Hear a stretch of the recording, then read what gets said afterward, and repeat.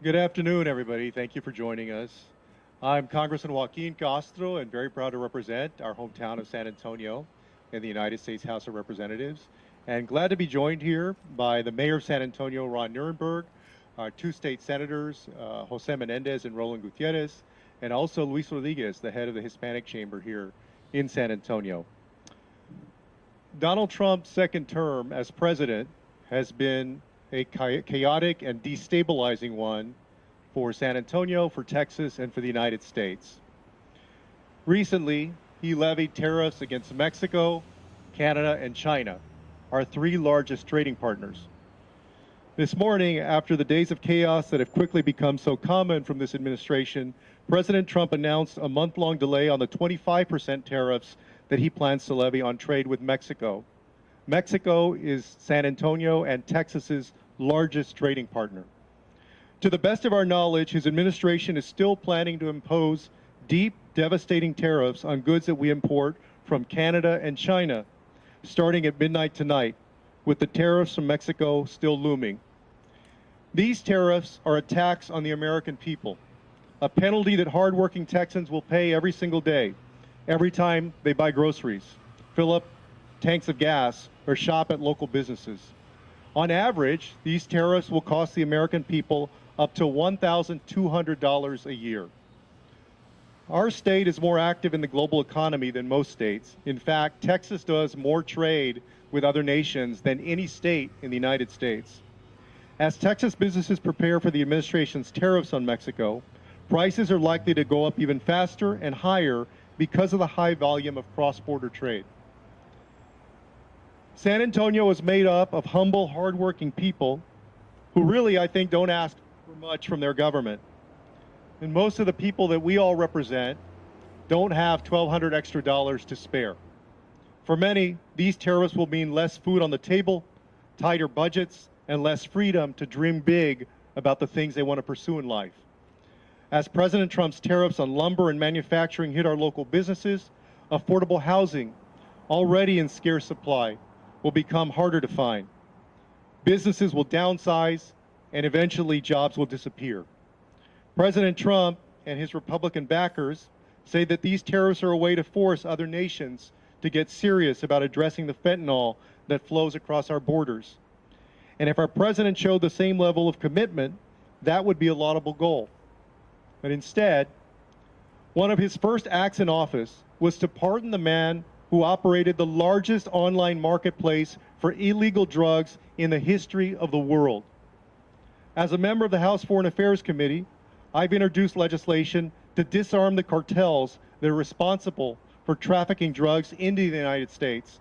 But again and again, my Republican colleagues have sat on their hands, unwilling to take on this issue because they're afraid of the NRA.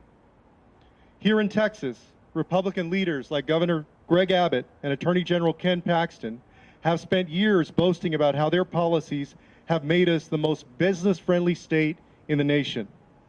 But these guys are terrified, absolutely terrified of Donald Trump. They have been as silent as a mouse at midnight since these tariffs were announced. And Governor Abbott knows that these tariffs will badly damage the state's economy, but you won't hear a peep from him. Over the last few days, he's been too busy getting into a Twitter fight with Canada's Prime Minister. Today, we're here to call on Texas Republicans and all of our colleagues who haven't spoken up to end their silence and stand up for San Antonio and for Texas. These tariffs are dangerous and destructive, and everyone should speak up about the betrayal that this represents to our families, our businesses, and our workers. I'm honored to be joined today, as I mentioned, by many of my colleagues who are working hard every single day to represent the people of San Antonio. And first, I'd like to introduce our mayor, Ron Nirenberg. Good afternoon, everyone. Well, I'm here to join in my colleagues in speaking out in what has to be one of the most ill-advised, self-defeating measures that a president has made in recent memory. Whether tariffs hit today or tomorrow, San Antonio residents will get hit hard. With regard to Mexico, the San Antonio region and the nation's largest trading partner, San Antonio, you need to know, is a major net exporter. Per the OEC, and that stands for the Observatory of Economic Complexity, retaliatory tariffs from Mexico instigated by our president, Donald Trump, could impact up to $19 million worth of exports each and every month.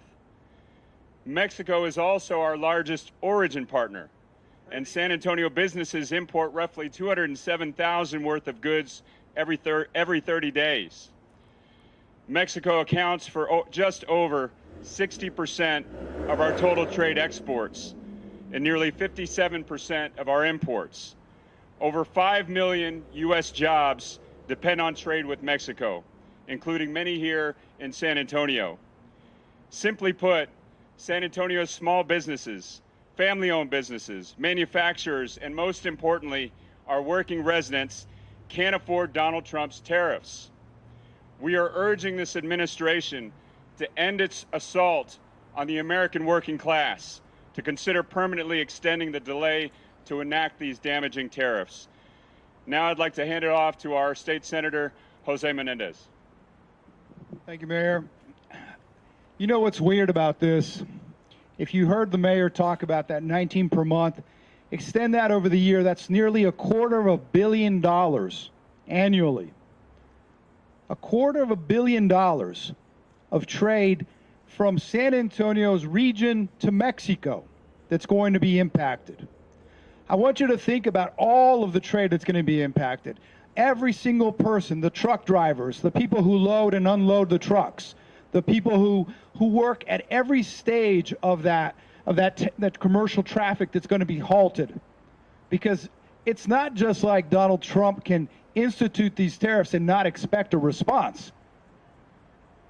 And the irony of this is, not only does it mean that more hardworking Texans are going to have to pay more at the grocery store for their products, there was a report in the newspaper that reported that it's going to probably impact the cost of a vehicle. Cars are going to probably cost $3,000 more. Who can afford $3,000 more when the average used car is already costing $26,000 and the average new car costs around $50,000? Especially in a city where so many families rely on one car to get everybody to work and to school. This is an attack on hardworking families. This is why we're here. And the thing that really shocks me, before I turn this over to my colleague Roland Gutierrez, is that on Wednesday, the Texas legislature is going to be debating whether or not to give a $10,000 discount coupon to people's kids who are going to private schools. So they are working with the White House administration to give folks whose children are going to private schools a $10,000 discount. And on the other hand, they're looking for ways, their actions are going to increase the cost of living to the hardest working Americans and cost so many of them jobs. This is why we're here. This is why we need to stand up. I believe that they will relent to pressure. People need to call, people need to write, people need to protest. These are the reasons why we had the federal cuts that were made, the federal spending cuts were halted, and we need to talk about this as well. This is not what people signed up for. Unfortunately, they were warned, and they didn't listen. Now my colleague, Senator Roland Gutierrez. Thank you, Senator Menendez. Thank you, Congressman Castro and Mayor, for your leadership on this issue.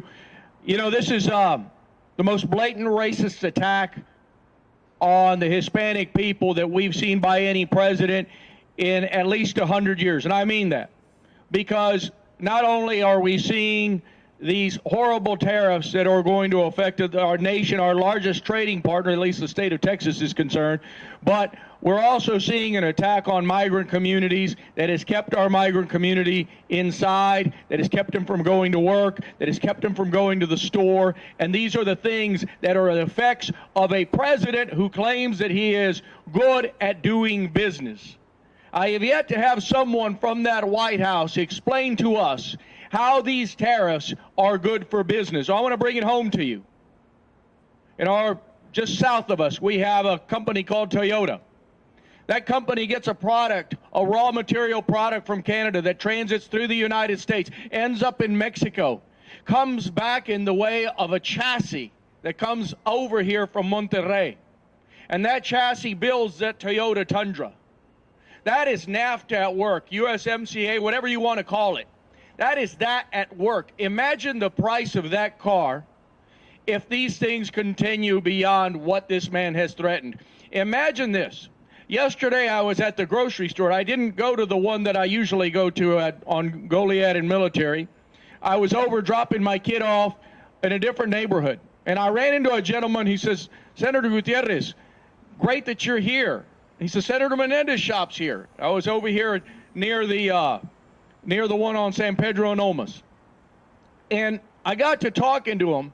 And then when I left that place, I spent over $300 on my groceries for 4 people. Imagine what it would cost a family of 4 just trying to make it when their regular grocery bill is $1,200 a month, and now they're looking at $1,400 a month because their produce has gone up so much. People just can't make it anymore. Estos aranceles van a quebrar la familia en Texas. Van a seguir haciendo que esa misma familia trabaje más y más para tratar de hacer el pan de cada día.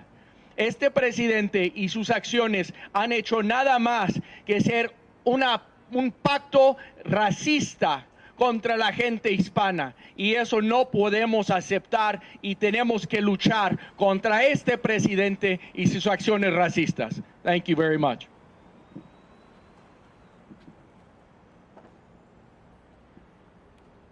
All right, y'all, we'll open it up for a few questions if y'all have them. As you have a question, please let me know your name and also what outlet you're with. Yep. Yeah, what's your outlet? Yeah.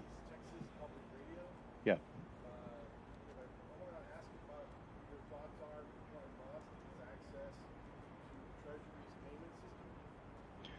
Well, the activity that I've seen Elon Musk and about 4 or 5 19 to 24-year-olds carry out, to me, seems illegal and needs to be stopped. And the Congress is working on doing that. Different lawsuits have been filed, as I understand, to prevent it. But it represents a kind of recklessness and lawlessness that's dangerous for the American people, and I think threatens national security as well. We don't know who these people are that are looking at American sensitive data and information and perhaps invading their privacy. We don't know who they are that are looking at America's classified material. And none of that has been laid out or explained by the administration or by Elon Musk or the committee itself. And so it's incredibly problematic, and it needs to stop. Yes.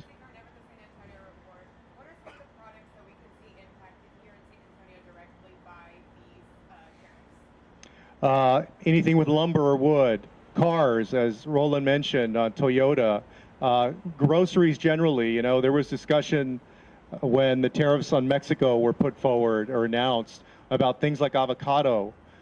So people are going to see their prices go up. And then what I'm fearful of also is this. During the pandemic, there were some unscrupulous companies that took advantage of that moment to raise prices well beyond what was necessary, even to maintain their then current profit margin. In other words, they saw their profits go way, way, way, way up. They were seizing that moment of the pandemic, not only because of supply chain, legitimate supply chain problems, but they were taking advantage of the American people to raise prices. And Donald Trump has now given cover to unscrupulous companies who may do the same thing. A lot of the crude oil that comes out of Canada is processed in the U.S. That's eligible for that 25% tariff, which means you could see a 30 to 70% increase at the pump as well. So everything just about is eligible. If the gas and diesel costs more, that means anything that gets shipped is going to cost more.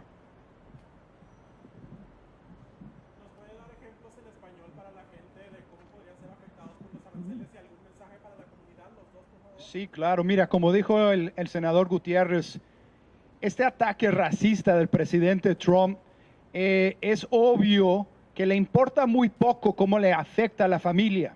Si una familia va a tener que pagar 25% más para pagar la comida, el pan de cada día, la gasolina, un automóvil, todas las cosas que necesitan para vivir, ¿cómo piensan que van a poder hacer las cosas? ¿Quién les va a incrementar su salario 25%? Va a ser muy difícil.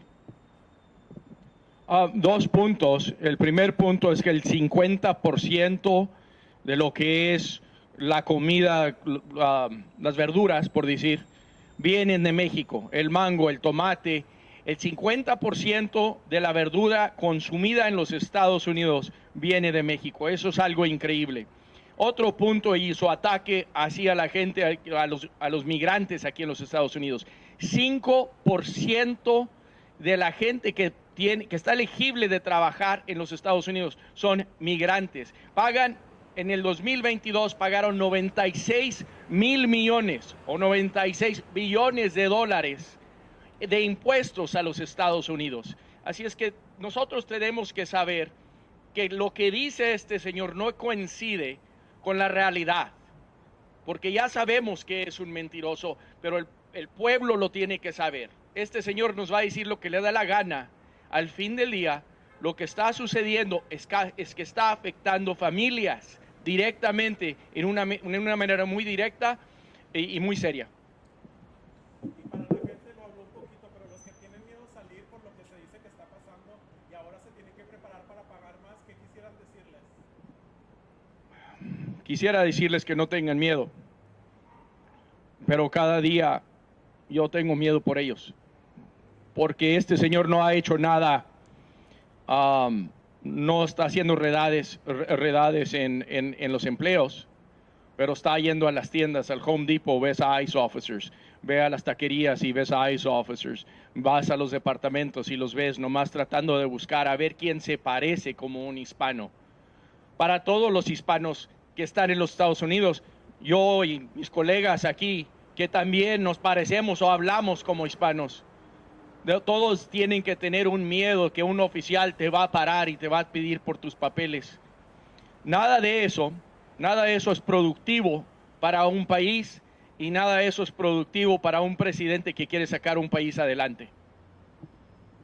También tienen que saber que si alguien te toca la puerta, no le tienes que abrir la puerta.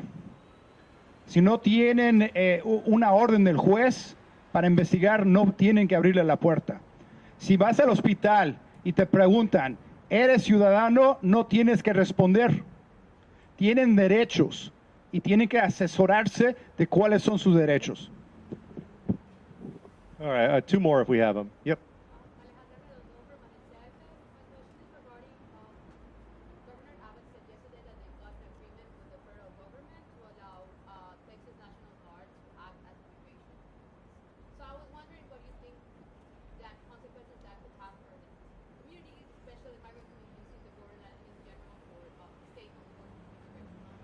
Well, I think it's dangerous for the officers themselves because they haven't been trained in this work. It's not what they signed up for.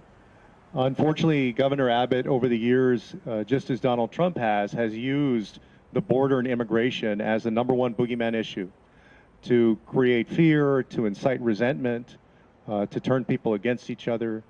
And so I had not seen his order or his description of what he's going to allow, and I will take a look at it. But Operation Lone Star itself, there were many deaths because of it. There were several suicides because of it. And it's very questionable how effective it was. Yes.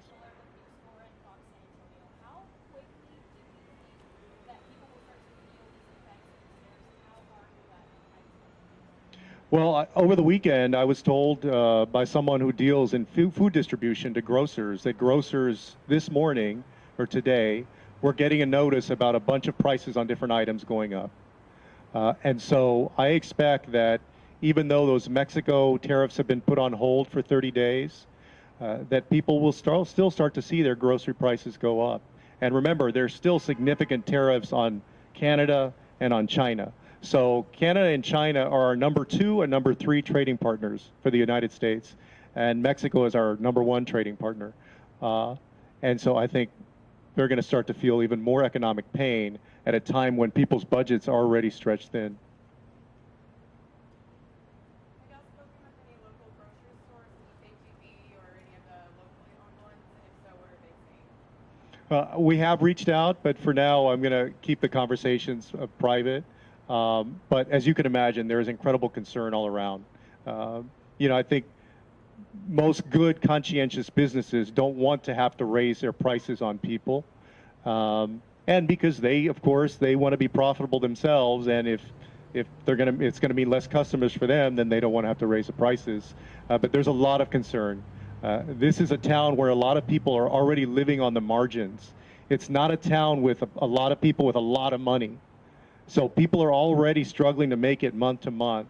And then if you add on another $100, $150 to their grocery bill, it's hard for a lot of families. I was on a Zoom call earlier and was speaking to the food bank and mentioned that their work will become even more important now, because as prices go up, you're going to see more people having to turn to organizations like the food bank to make ends meet and to be able to support their families as the economy gets tougher for them.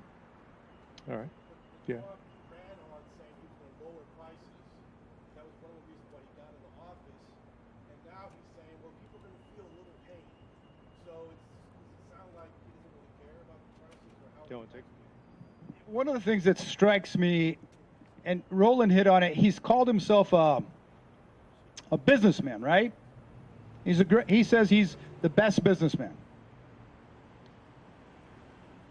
He said they're going to pay us what they owe us. If you also need to remember that one of the problems with a lot of us, sometimes we have short memories, right? He also said he was going to build a wall and Mexico was going to pay for it. He doesn't care.